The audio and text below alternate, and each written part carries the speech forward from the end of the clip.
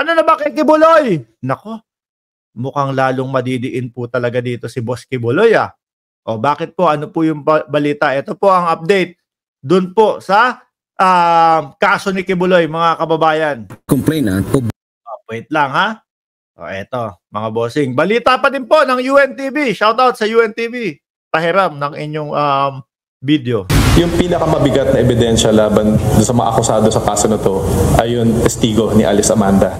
Pangunahing ipipresenta ng prosekusyon o ng Department of Justice ang testimonya ni alias Amanda sa formal na paglilitis ng kasong qualified human trafficking na nakahain sa Pasig City Regional Trial Court Branch 1. Mga kababayan, madami pa pong dumadagdag ha. Nung isang araw po, o siguro may isang linggo na ang makalipas, 8 ang dumagdag doon sa mga nagrereklamo po dito kay Kibuloy, mga bossing. At padami po ng padami. At nakikita ko, mga kababayan, pag naramdaman at nakita na nila na wala na talaga, nasa oblo na si Kibuloy at hindi na kayang gamitin ang power o pera, magsisilabasan pa po yung karamihan. Sabi ni Cons, miss ni Kibuloy yung mga Palmolive girl niya. Baka miss din siya ng mga Palmolive girl.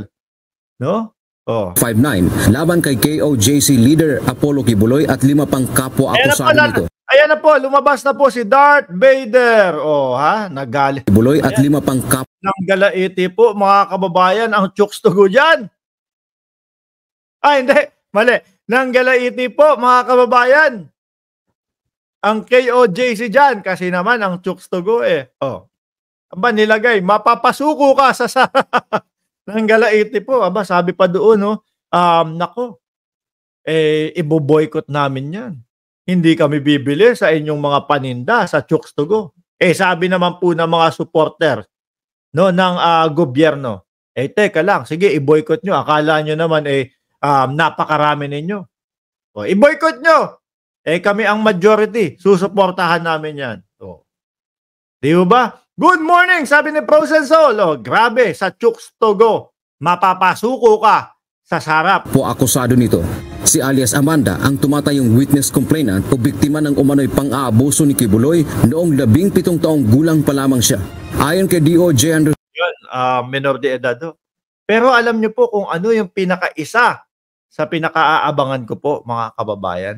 Yung mga tumulong kay Kibuloy para magtago. Yung mga kakasuhan po nila General Torre ng obstruction of justice, mga kababayan. Ayun, yung mga yun po. Vloggers, politiko, o yung mga executive ng KOJC at yung iba pa po na mga nauto ni Kibuloy, no? Para humarang at harangan yung mga kapulisan. Nako, favorite ko kayong i-vlog. Hihintayin lang namin. Secretary Nicolas Felix T. wala pa siyang impormasyon sa maaring ibang ebidensya na ihaharap ng panel of prosecutors sa hukuman. Kung di yung nagkakamali, malamang ilalagay ito sa forma ng isang judicial affidavit, no? Depende na kung ano yung patakaran ng korte na yan. Pero yun na yung pinaka-ebidensya dyan.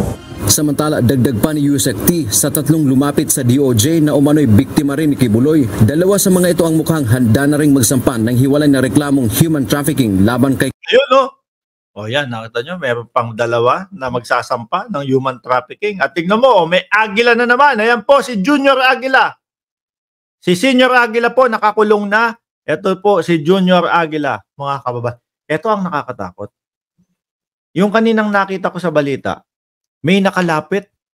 May nakalapit kay Department of Justice Secretary Crispin Boying Remulla nang may suksok na beng-beng dito sa Tagiliran. Mga kababayan, nagpa-selfie pa sa kanya. Sabi ko, nako, delicate sa buhay. Pero, buti po ay kumbaga, nahuli yun, mga bossing. Baka, hindi ko naman sinasabing galing kay Kibuloy yun, ha? Pero baka galing po doon sa mga malalaking na nakukuha yun. Sa mga malalaking nahuhuli, mga bossing, no? Ipapatira kita. Bakit? Nahuli ako dahil sa iyo isa ka sa mga isa ka sa mga leader na nag-umpisa nitong pagpapahuli sa akin.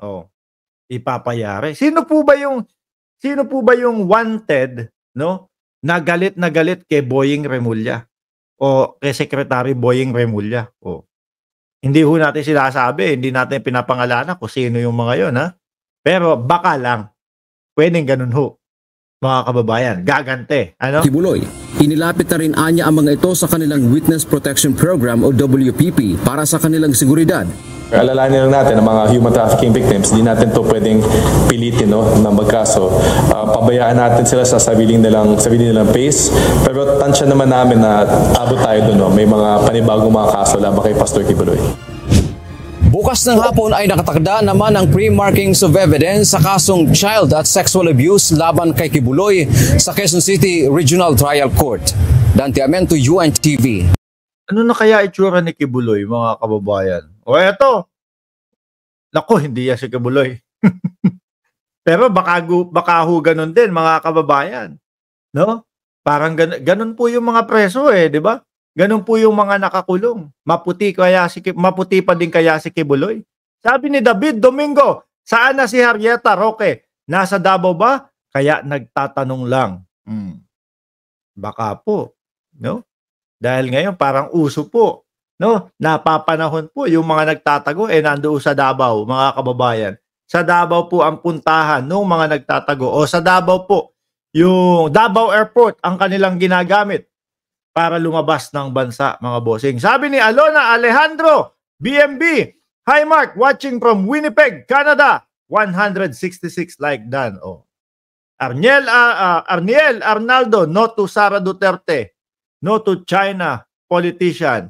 Ipasok silang lahat sa Inidoro. Duterte, traidor sa bayan. Nandiyan din po si Oscar Buenaobra, 166 like done. Sir Boss Mark, watching from CSJDM, Bulacan. Grabe, no? Yung sinapit nila kay Buloy, grabe, sa dami ng pera mo, tapos ikaw nandoon ka sa Oblo. Hindi mo ma-enjoy, ano? Tapos nakapres pa. At ang alam ko po, mga kababayan, kumbaga, pakiramdam ko po, kaya din umatras na yung kay OJC doon sa mautog nila. Dahil yun nga, wala na din po ng pondo. At the same time, nagtatampo na din po yan yung kay OJC. Nagtatampo na din po yan sa mga mautog. Sabi nila, kaya natin ginagawa yung mautog para kay Kibuloy. Since wala naman, hindi nyo nagampanan.